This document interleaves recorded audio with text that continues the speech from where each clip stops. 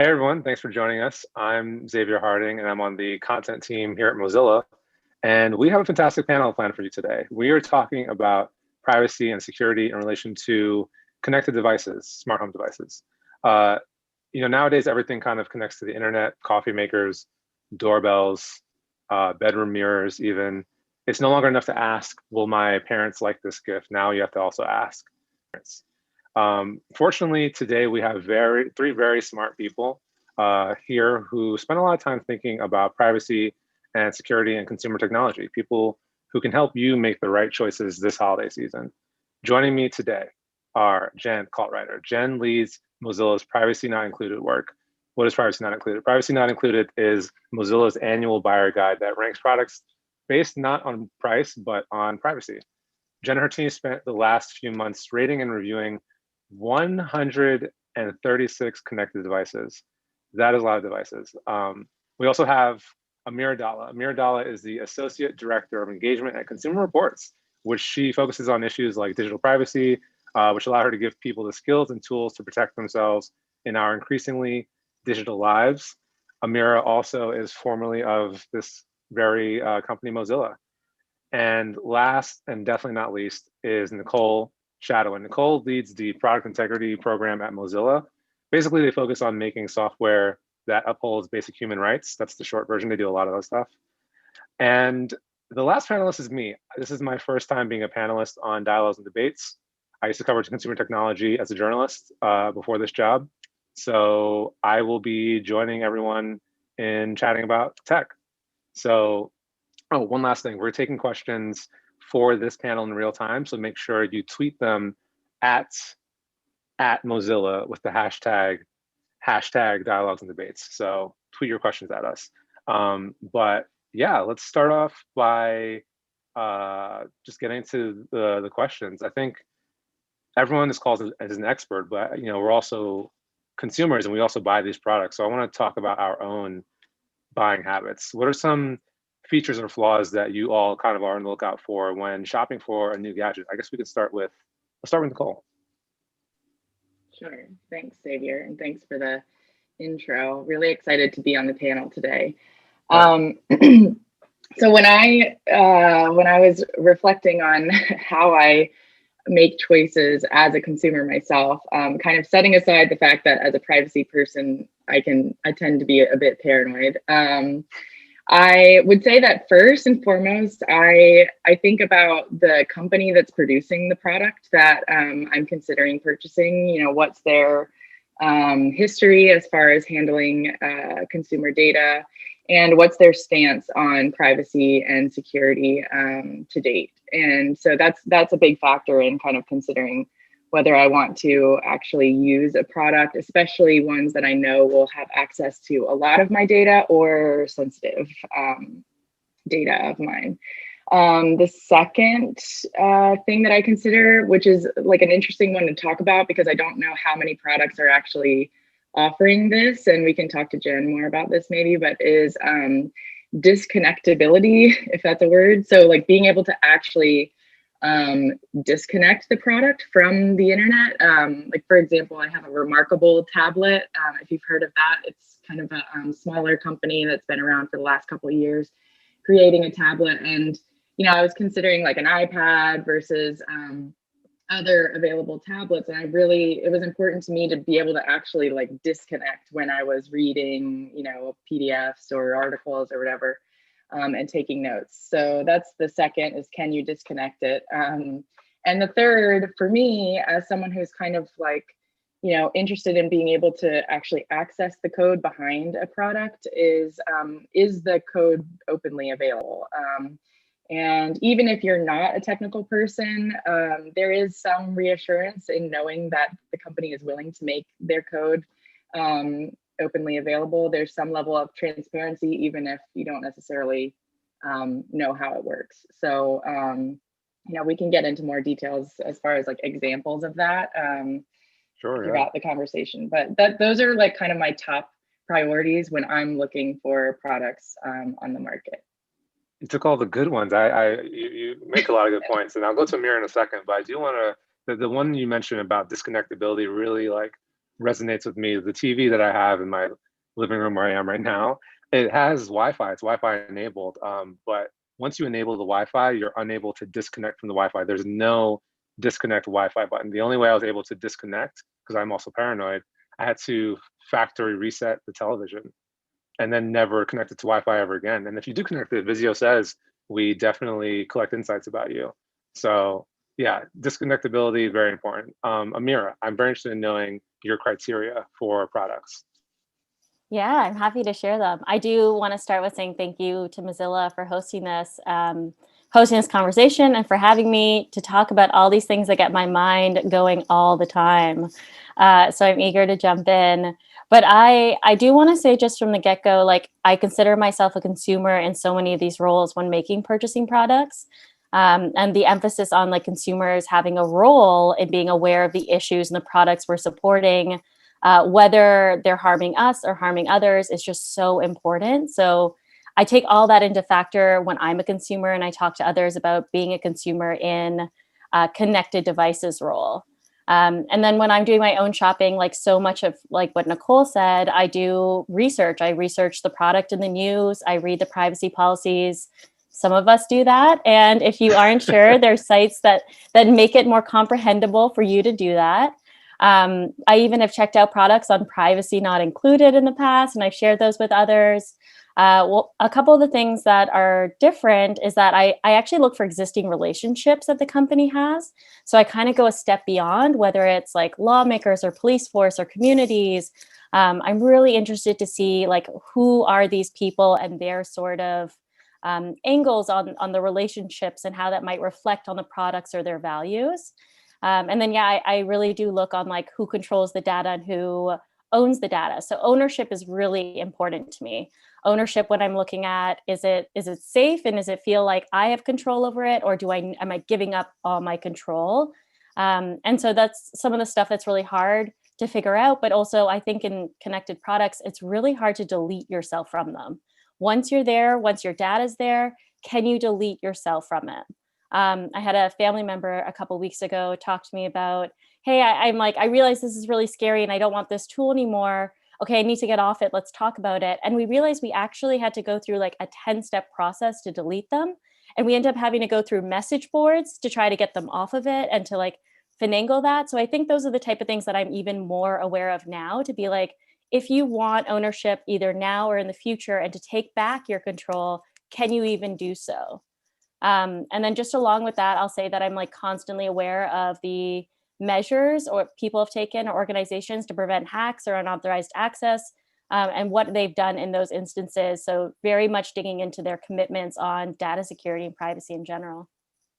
Yeah, I mean, I'll go to Jen in a second, but before that, like everything you're saying, I keep thinking back to the Vizio example. I didn't even mean to be beating up on Vizio like this during this panel, but like they do what they do, with that TV. So you add Wi-Fi, connect it to your Wi-Fi, it uploads data about you. Me and Jen have talked before about ACR, which is certain TVs, automatic content recognition. No matter what you have on the television, they're kind of like looking at that, sending it back to the mothership. But what you said before about being able to delete yourself. How do I log into Vizio.com and like delete the data they have about me? I don't know how to do that. I don't know if that's possible. So that's such a strong point. I'll quickly put on my panelist hat and say, for me, I'll go to Jen in a second. I don't want to take up too much time for this question. For me, what I'd look for is a company's business model, because I think a company's business model tells you everything you need to know about where their interests lie and what they plan on doing. So I constantly will like laugh when I see the Amazon Echo is once again on 80% discount. I remember back in the day, Google was giving out Google Assistant devices to Spotify subscribers for free. How are they able to give this stuff away for free? Well, maybe they make up money somewhere else. I think sometimes companies can be vague about the ways they make money, but you just have to ask yourself, this 4K HDR TV is $50. Why is it $50? But Jen, I want to bring it to you. What are some things you're Miss Privacy Not Included? You're the person. Is that a dog in the background? Yeah, that's Beulah right there. She wanted to get in the shot. I want to ask Beulah a question. What does Beulah look for in products? All right, well, I'll answer for Beulah, but because Beulah has opinions, that's for sure. But I'll translate. I think Nicole and Amira and you, Xavier, have all done a really good job covering like the highlights. For me, I'm maybe the least paranoid person on this panel. And so when I start, I'm like, the first thing I think about is how cool are the features on this product? Do I, like, oh man, like I have a Google one of those little smart speakers, and being able to ask it how to spell a word when I'm playing bananagrams is awesome, and I love that. And so I start probably where a lot of consumers start, which is like, how cool are the features? Oh, these are really cool. I want them. And then the next question I ask myself is, okay, what am I comfortable with as a person, having these connected devices in my home? And that's something that I think everybody should do, is kind of just do a quick self-evaluation of, okay, I have a smart speaker in my bedroom. And then you make your decision. And so, I think that's something that I think everybody should do, is just evaluate what you're comfortable with. And, but also, some of these companies aren't super ethical at what they know about us, even if it's not terrible stuff that they know about us. They aren't super ethical at how they use it. And then lastly, I'll just reiterate again what both Nicole and Amira said, and that's looking at and you said too, Xavier, and that's looking at the track record of the company. Protecting my very personal data. Y'all can know my sleep schedule and my stress levels based on this. So I went with Garmin because they had the best track record that I saw of the main companies that had the features I wanted. You reviewed over 100 products. You know the best and you know the worst.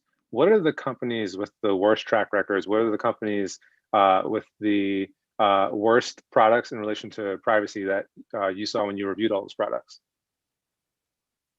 Well, I mean, they collect as much data as they can. They don't protect it very well, and they use it in very questionably ethical ways. So things like the Facebook portal, which is the little home hub video VR headset, you're required to have a Facebook account to link that. You can't use it without a Facebook account. Not something I would ever buy. Roku is a company that, like you were pointing out, ours or the connected TVs, their business model, they do sell those to you, but their business model is to then collect as much data on you as possible and market that data and make money off of you that way. And they aren't shy. I mean, working on reviewing Roku and on you on every device that you put anything Roku on. So that's not one that I would have. Amazon's an interesting company because in some ways they're seemingly trying to do better with privacy and security. But then they put out something like the Amazon Halo, and it listens to you, so it can tell you your tone, which is just such a weird thing to me. I've never seen any consumer demand for, hey, here's a fitness tracker that will listen and tell you, how cranky you sound when you're talking to your boss. I mean, maybe I just don't know that there's consumer demand for that, but I haven't seen it. So it makes me question what Amazon wants to list. Really weird. I'm not giving pictures of myself to Amazon in my underwear ever. So those are just some off the top of my head that I saw this year. There are also, that ties in directly with Amazon's Echo. It's a little kitchen set that your kid can play in, and it has a little checkout station, and you get an Amazon Alexa, and it plays with your kid while your kid's learning to shop. And Alexa plays with it; it teaches them to shop. I mean, but I don't personally know that Amazon is the best company to teach your 7-year-old how to shop. I'd love to hear other people's too. Yeah, I mean, Mira and Nicole, if you want to chime in with your least fit, if you saw any of the guys that are just like, no, definitely not that. And I'm like, yeah, I'm nodding. Like, I wouldn't do any of that either. Like, I'm not going to give Amazon pictures of me in my underwear. And it sounds like your dog doesn't want to either. I'm feeling like, yeah, I'm agreeing with you on all these things. And there's so many can't actually access or use it. I'm not going to call out any specific products, but I will say that I'm constantly aware of the power that big tech has in our lives. It's an AC, no appeal systems, no accountability. And they're often doing it at like lower price levels. So it's more accessible. So these things that the products you mentioned that were like Amazon or others, I'm not targeting Amazon, but I know there was a bunch of them in there. They're coming out at price points that are like very accessible for people. So you're like, oh, I can afford this. I can do this.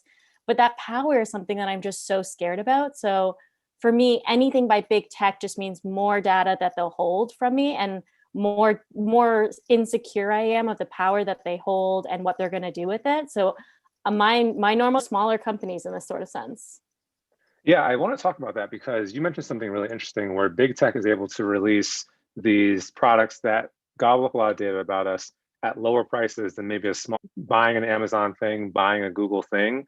It is easier for you to buy another Google thing because that second Google thing works more seamlessly with that first Google thing as opposed to buying an Amazon or Apple thing. Nicole, do you want to talk about that a little bit? You know, people call it walled gardens, closed ecosystems. We see with big tech very frequently and at many different layers of people's experiences, from like smart home devices to social media networks, and even like, you know, law. It's definitely a strategy for, you know, if we are the product, you know, you have to consider, like you said, Xavier, before, you have to think about the business model of the company that's providing the product that you're using, or the, you know, the platform that you're using, and consider whether they are making the product or the platform to someone else. So, you know, basically siphoning your data and then selling it maybe to advertisers or other organizations that might use it. And so when you have, sorry, go ahead. Well, I just want a quick follow-up because I think it's so easy for me as a consumer and just people I know just to kind of throw their hands up and be like, well, there's nothing I can do because this is just the way the world works and this is just part of nature and it's just a natural thing that occurred. Nobody was in the business to make things more just not so locked in. What does that even look like? Well, we're seeing that with a lot of the lawsuits that are happening, the antitrust lawsuits, and which is sort of like a police and control over consumer interaction and purchasing in a particular corner of the market. So I don't know. Does anyone else want to respond to that? Well, one thing I was going to ask Amira real quick, I got a little sidetracked, but you know, I asked Jen what are the worst products. I feel like you at Consumer Reports, you probably see a lot of similar products, a lot of similar practices in smart home devices. Yeah, this is a good question. It's also a really hard question. I feel like a bunch of people are constantly like, what are the best products? What are the best companies that'll do this? And it's great when it comes to my privacy and security. So I constantly kind of like wrangle up against those, but then I rank differently when it comes to data privacy and secure and digital privacy. And so I do look at this on an individual case basis at many points. And so there are, you know, if you're looking at doorbells, which I know are like I know that the Nest Hello or the Arlo, also in the privacy not included guide, are like ranked pretty well for data privacy. Like they're ranked amongst the highest. And so like those are two examples of, you know, if you want a doorbell, who's going to protect your data the best? Are they ranked best in terms of privacy? Like, I don't know if anyone in doorbells is doing the best in terms of privacy, but their commitments to data security is amongst the highest, and I would go towards those products. So for me, it really does go on a case-by-case project of like where I'm looking for who's doing it well. I don't have like someone who's just batting it out of the park. And I think that's part of the problem with this thing in general that so many of us are combating, to be like, we don't have great examples and role models. We have these regulations and things that we want, and companies are not forced to do them, so they get by without doing them. The other point I'll just make really quickly is that there are a bunch of startups and small businesses, because they know that there's like a huge wave and movement of people like us who are more concerned about what they're putting in their home and putting on their body and around them. And so these are the places and the companies that I've been really curious to start going and finding. And one of the really fun parts that I've been finding these places in has been crowdfunding campaigns, because they're so small and they're small businesses and they're just getting started. There's a lot of really great companies that start on crowdfunding that really put privacy and security at like the utmost top. Got big on Kickstarter. And then there's like a new one coming out this month called Fortress AI, which it plugs between like your router and the internet. And then it like blocks all the privacy. And so if there's like a leak or a hack in some form or someone else trying to grab your data, it stops it altogether. That's great. So these are just like the sort of examples of companies that are like, oh, we see this entrance point because all these people care. And so we're going to come in here, and they're smaller. So they might be more expensive. They might be harder to obtain, but they're also just like getting out there through these crowdfunding campaigns. So it's like a fun little hack of where I've been looking to find them. Amira, you must be psychic because you're doing the work too. We have a question from TSOL11 on Twitter. The question is, aren't you concerned that small companies that have stronger privacy guidelines may end up being acquired for the information that they have? I'm terrified. Yeah. Yeah. Well, this is why we need to stand up against monopolies. This is like the antitrust conversation that's happening, like breaking up these companies that should not be together. This is why decentralization is a part of what Mozilla cares about as a healthy internet, that these small companies should grow and not become just like added to a bigger company, because that doesn't benefit the consumers. It doesn't benefit the environment at all. So I'm scared. I don't want that to happen. And I think there's a larger place for consumers to talk back against monopolies and their control in our lives as they're collecting more and more data on us. And so I know part of this is the way should be broken up. We believe that monopolies are bad for us, and like consumers having a big say in that. Yeah, I'll quickly put on my panel hat and say I've seen it kind of go both ways. I remember when Apple, who can be good and or sometimes bad with privacy, when they acquired the app Dark Sky, which has great weather data and they take privacy very seriously. Apple acquired them, so thinking, okay, Dark Sky is good with privacy. Now they're with Apple, so they're probably even better with privacy. That's great. But there are times, and once again, I'm just a regular consumer like everyone else, so I have a Wi-Fi router. The Wi-Fi router company that makes my Wi-Fi router, they got acquired by Amazon.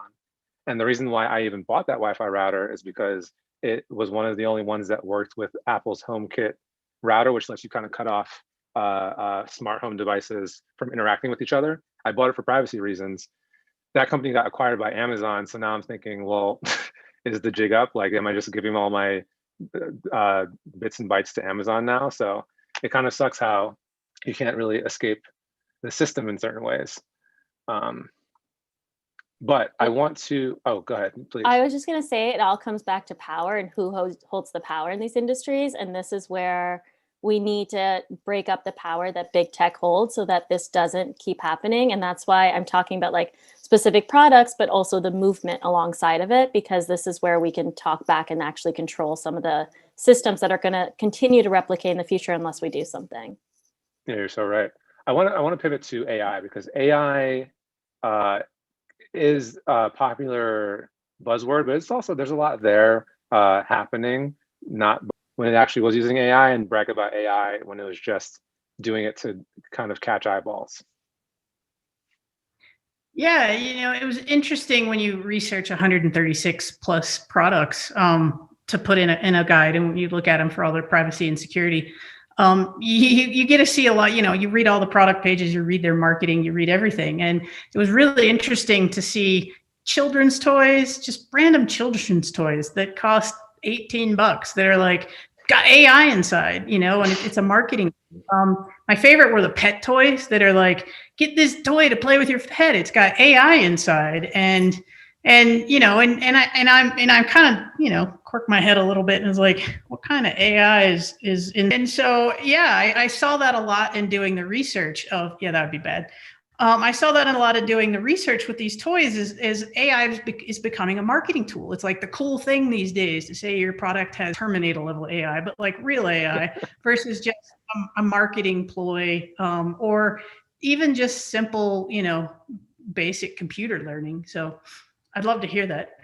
I just want to quickly say I'm glad when you say Terminator AI, I constantly think whatever we make, like I know we're super on the verge of the future, just don't give these things arms and legs. Like I'm down to have a smart fridge, smart whatever, but like the moment it can like get up and get me, that's where I have to draw the line. So if you're out there, don't give these things arms. Don't give these things legs. Like I look at Boston Dynamics robots, a toy that's bragging about AI inside. Yes.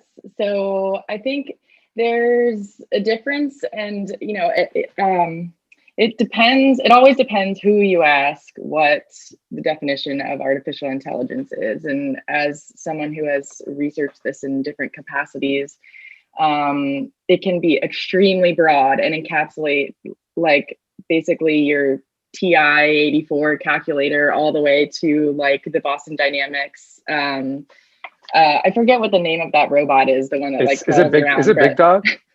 something like that. Yeah. Yeah. So I want to like distinguish between there's generalized AI, which is it's the acronym is AGI, and that's like system. And that's very different than specialized AI, which is artificial intelligence, which might be like machine learning or different types of neural network algorithms that perform a very specific task. And they might learn, you know, from the data that we train them with and test on. But it's about performing one particular thing. And that is across the board in any of these products. That's really what kind of AI we're talking about, if we're even talking about AI. Sometimes it's just things being automated. People can kind of claim AI even if it's not actually learning. So I'm not going to say necessarily that I know what should be called AI or what shouldn't. The point is just that like the term has been used like in so many different capacities that you really need to dig deeper when a company says that they're using AI to know if that's actually happening and what that means in practice. Like what kind of data are they actually accessing? What are they doing with that data? A product, I think that's actually a good tip, like as a consumer. If you see AI being used, like claimed in the process of deploying a product, you might want to ask yourself, does it seem like the purpose of this product requires AI or like requires some kind of additional intelligence? You know, I mean, like, I don't know if a dog toy would need AI in it for it to perform the purpose that you want it to perform, you know? And so to me, even, you know, like I study all of this, but that is a very simple clue as a consumer that there may be some additional data collection happening that isn't really for the purpose that you purchased the product for. Or I can dig deeper on the types of AI that typically are in consumer products if we want to go there, but I don't want to take up too much time. No, I mean, that's so insightful. I think I may want to get into that, but I like how you distinguish, like, basically, is it smart or is it smart and also learning, which it's really AI. Like, you know, my water boiler shut off when the water is hot. It's AI, like that's not AI. It's probably just smart. It's not AI. But if it was learning insights about when I love to like boil water, that's maybe AI. But yeah, that's typically the threshold that I use personally. But again, people have different definitions. You know, even experts in the space have different definitions of what actually means AI or what actually like, you know, fulfills the criteria. Jen, did you want to chime in? I just wanted to add, for the purposes of privacy not included, when we were doing the research, not be aware of. And I think that's the killer thing for consumers to know about is, you know, when your video doorbell is like choosing to alert you versus not choosing to alert you, it's making a decision about you. You know, oh, this person wants to know that there's a dog at the door, but not a raccoon, and that's small. But it gets dicier when it's like this person wants to know when there's a white person at the door and not a black person at the door.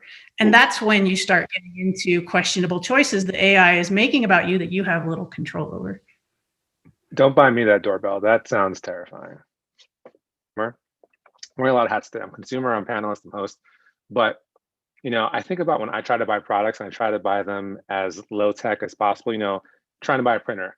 Which nobody has anymore, but I have one because my girlfriend loves printers. Maybe just loves hers.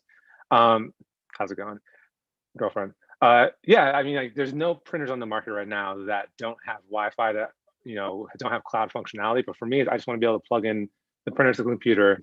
Dumb, smart products. Is there anywhere I can go to find that? I mean, Amira might say Consumer Reports, but like, what are some things I should be looking at? I mean, it's pretty hard because yeah, like Consumer Reports obviously comes to mind as like their ratings because they do measure this sort of stuff. But I will say there's a lot more work coming out from a lot of academic programs that are being used to like kind of evaluate more product-based stuff that is helpful in this setting. But there's no one place I could point you to figure out your printer, to figure out like find me the dumbest printer. That takes a lot of work on the consumer side to kind of like do a metric of like how would you evaluate, but there's not like a one centered place that one would go to like figure that out without doing the extensive research as a consumer right now. Yeah, I mean, yeah, that's what it took. Like, it's just so annoying that you can't live in 2020 without being forced to have everything about you being uploaded. Privacy security measurements that can be had afterwards, and they're like as simple as creating a smart password, a good password, like setting up two-factor authentication. Like there's a lot of steps you can take once you have these things to control access points and the data and the encryption and all this sort of stuff. So like make sure that you've secured yourself once you have it. Yeah, no, I love those tips. I mean, maybe that can be the final question here as we start to wrap up. What are some tips, Jen and Nicole, that you both use when you want to live in a modern, live a modern lifestyle? That's a weird phrase, but also be safe and be secure and be private. We'll start with Nicole. Okay, so when you want to use devices, but you want to do it in a safe way, I think is important to remember. So there's all these, you can do a lot of research, you can try to know about all the companies and where they stand on values, and that's good to do.